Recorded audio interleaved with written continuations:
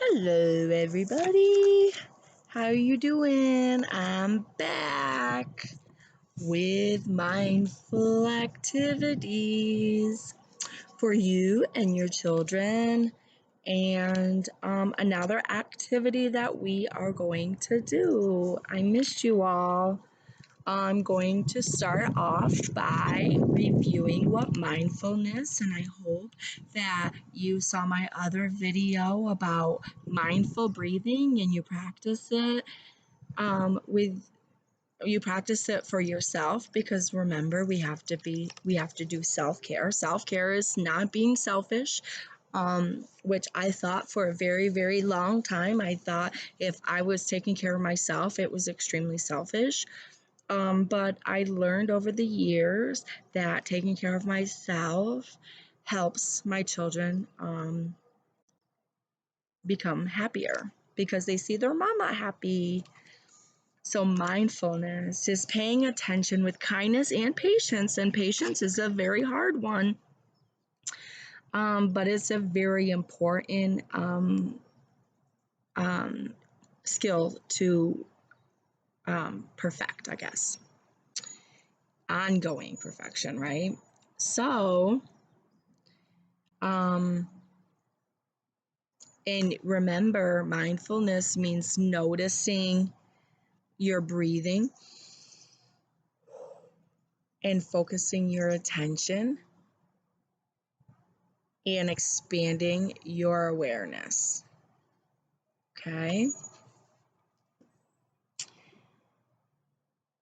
And being patient, even when things are hard, right? Even when things are hard. So, for this activity, it is called mindful mood, right? Because our mind and our emotions also tie in with our mood. It's direct, it's directly connected. So, our mindful mood, notice how you feel each morning. So, this is going to be my challenge to you. Because when we're caregivers and caretakers, we have a hard time being in tune and mindful of how we're feeling and what we're feeling and verbalizing that and being okay with all that. So for this activity, you will need paper and markers or crayons or just a pen even. Okay.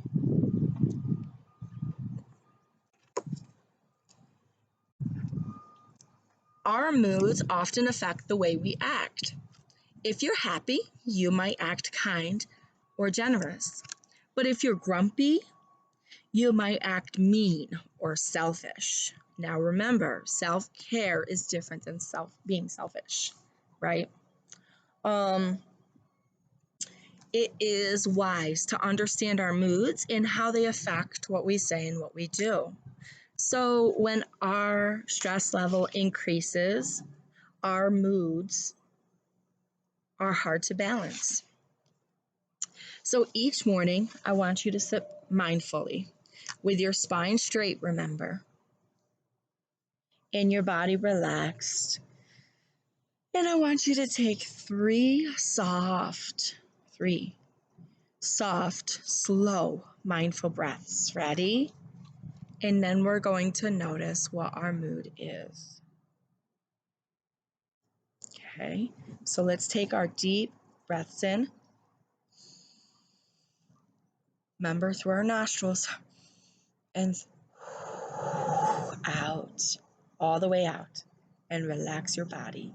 Okay, and now you're going to fill up your lungs, right?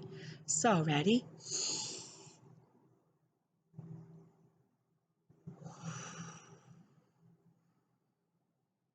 That's two.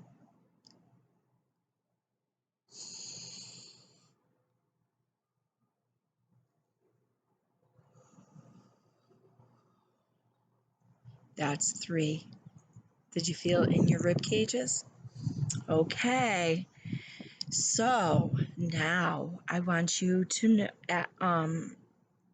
think about Where do you feel your mood? Okay, put your hand there. My mood feels right here. Does it feel heavy like clay or light as a feather? Right now, my mood feels light as a feather. What does your mood feel like? Now, you're going to take your paper and your markers or crayons or pen, and you're going to draw your mood. Blue could mean one mood. Red or green could mean another, but it's totally your choice. This is what the activity is right here. Let me see. It's hard to be outside and do this. Right here is the activity. Hopefully you guys can see it, all right? Because we want to draw our mood, okay? We're gonna draw our mood. Keep your mood drawing. I'm gonna show you mine a little after. Keep your mood drawing where you can see it again, all right? It helps remind you how you have been feeling. Later, you might be in a different mood. So create a different picture or drawing and let the old mood go.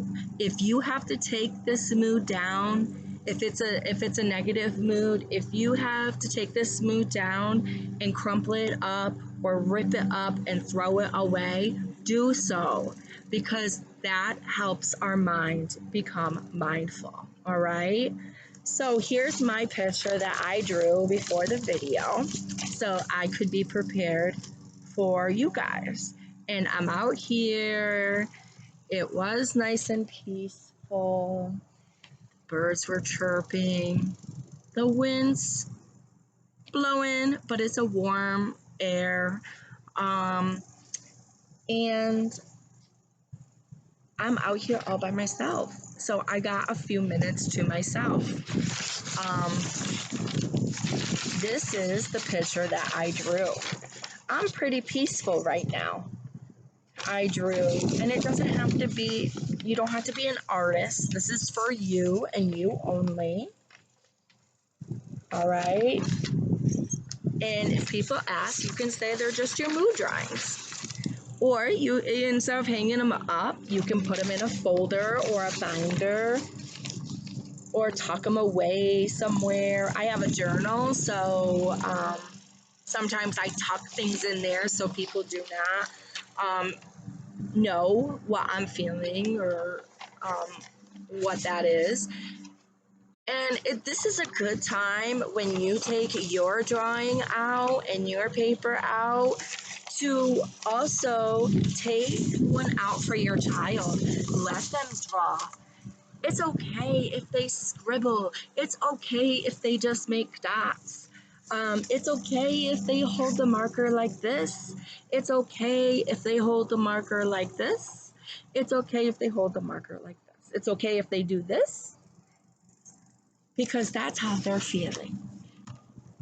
And at this age, any fine motor, any large motor, doing this is large motor, any motor activities will strengthen their motor skills. So when we want them to write their name or write or draw a little bit more to find that they are holding the pencil with a 3-point grip. 1, 2, 3. And sometimes if you ever do that, the 3-point grip, it's difficult. But mind you, this is our mindful mood. So it's not something to get stressed over, okay? So I hope that you will take a moment each morning, maybe before your kids get up, to figure out what kind of mood you woke up with, all right?